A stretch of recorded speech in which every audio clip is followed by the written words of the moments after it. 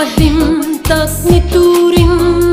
malso na ang ronhlane he inde inahi mathian siat pui lo ni sela mangai nam nen panau mal tuan soya thung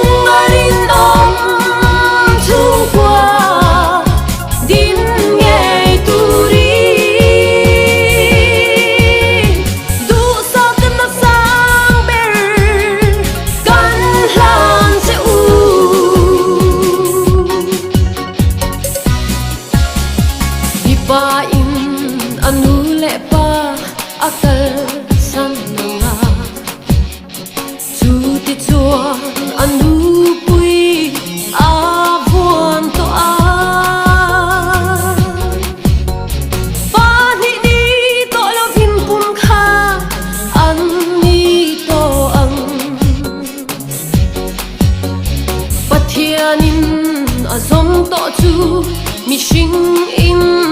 chen lu su se